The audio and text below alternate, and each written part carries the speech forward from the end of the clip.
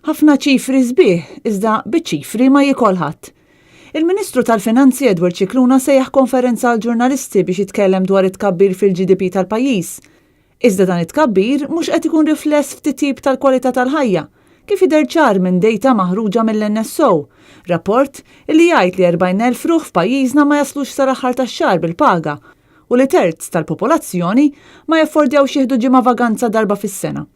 Tkellimna mal-Ministru Edward Scicluna dwar il-kritika li rċieva l-Gvern fl-aħħar ġimagħtejn, fosthom mill-Kummissjoni Ewropea permezz tal-Country Report, mill-Fond Monetarju Dinji, mid-diversi unions fosthom il-UHM Voice of the Workers, kif ukoll direttament mis-settur bankarju permezz ta' stqarrijiet ibsa mis-CEO tal-HSBC u s-CEO tal-Finbank John C. Grech.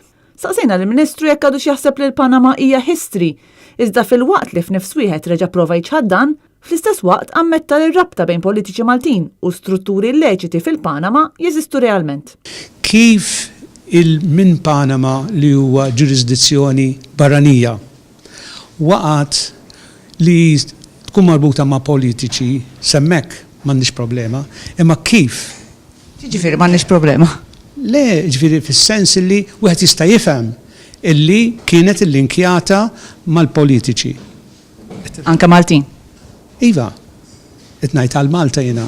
Saqsejna wkoll lil Edward Scicluna fuq il-kritika li saret mill-Fond Monetarju Dinji dwar il-fatt li l-Prim Ministru jażel hu l-persuni li ġew impjegati mal-MFSA, sitwazzjoni li tqanqal dubju dwar l-awtonomija ta' awtorità daqstant importanti. Jiena qed ngħidlek illi sakemm kont jien l-MFSA taħti laqgħet intħalt. Iżda meta pressajnieh dwar il-fatt li l-Prim Ministru qed jażel hu lil min ipoġġi f'awtoritajiet finanzjarji, Scicluna wieġeb hekk. Jiena ma nistax inwieġbek għal ħadd ieħor. Kristina Majra, Net News.